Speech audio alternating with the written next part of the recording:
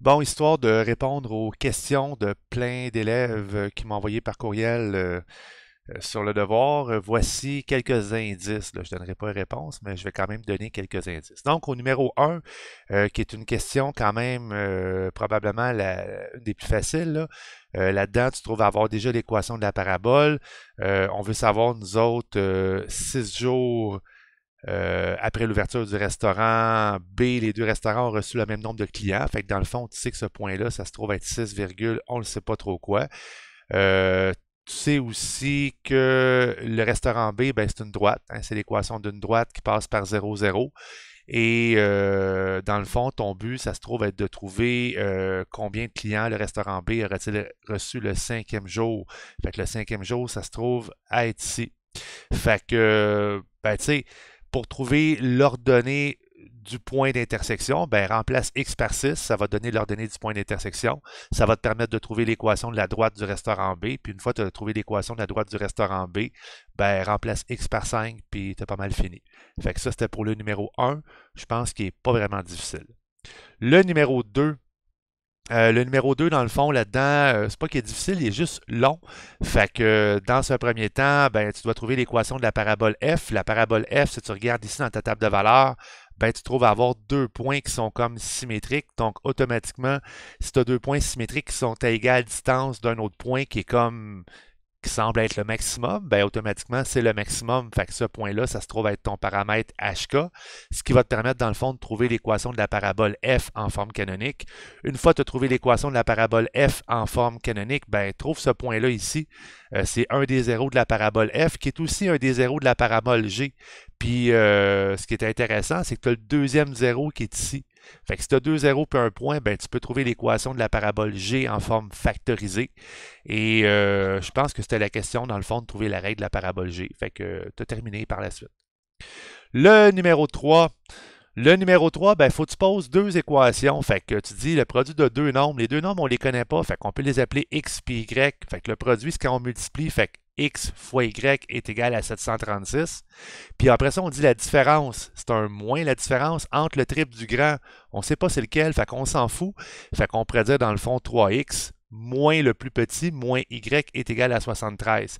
Ce qui va donner un système d'équation, mais ce qui va donner un système d'équation dans lequel, moi, ce que je te conseille fortement, c'est d'isoler le y ici, faire une substitution. Fait que ça va te donner dans le fond comme une équation du deuxième degré avec des x au carré. Donc, puis cette équation-là, ben, factorise-la ou prends la grosse Bertha, puis trouve dans le fond les valeurs de x. Il y en a une que tu vas rejeter, puis une qui va être bonne. Fait que ça va te permettre de trouver un des deux nombres, puis par la bande, le deuxième nombre. Fait que ça, c'est de l'explication du numéro 3. Le numéro 4 n'est pas nécessairement évident, mais en fait, oui puis non. Fait que tu trouves à avoir l'équation d'une parabole qui est déjà en forme factorisée. Fait que pourquoi ne pas la tracer? Tu sais que c'est une parabole qui est vers le haut, qui se trouve à avoir deux zéros en plus.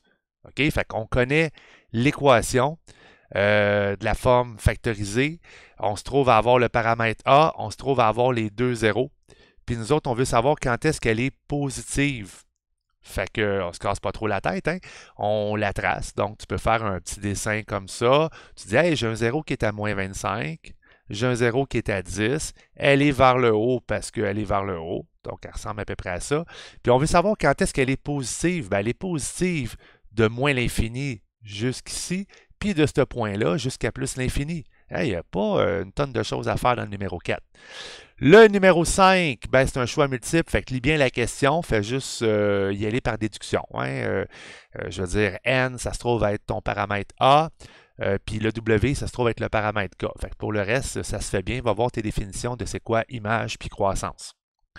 Le numéro 6, j'ai pas vraiment de commentaires à dire là-dessus. Là. Ça devrait être assez facile. Tu as besoin de la formule, des formules de volume. Fait que le volume de la boule, le volume du cylindre, puis trouve la mesure manquante. Fait que ça se fait quand même assez bien.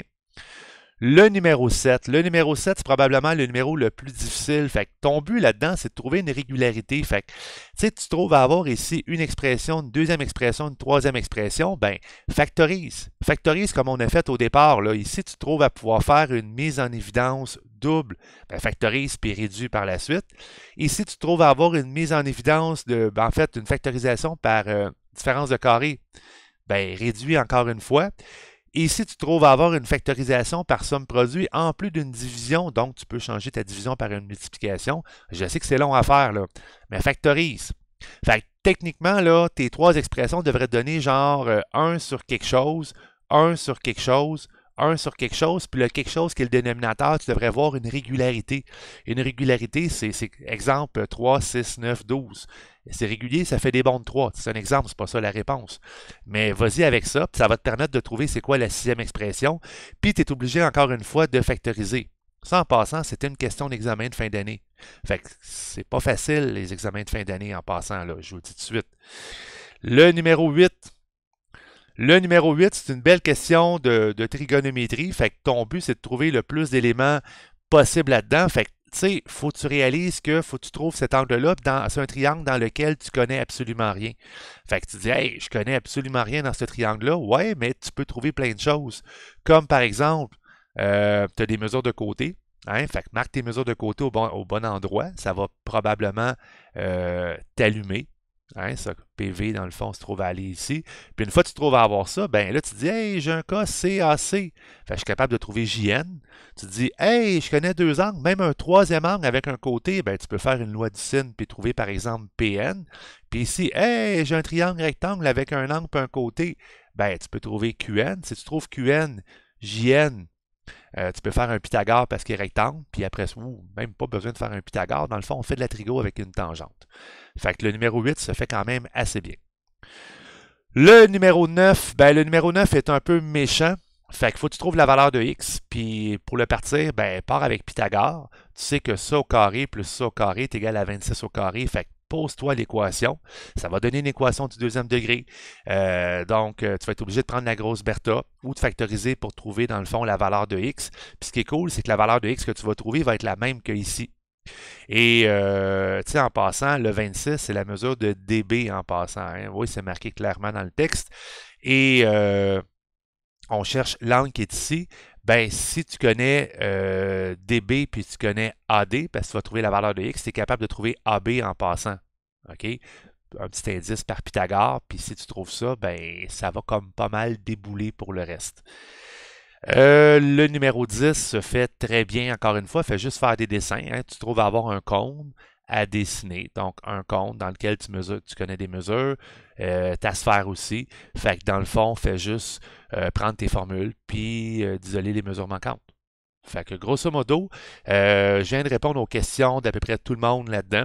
Fait que j'espère que la petite vidéo va t'aider. Puis bon travail, je ne répondrai plus à d'autres questions.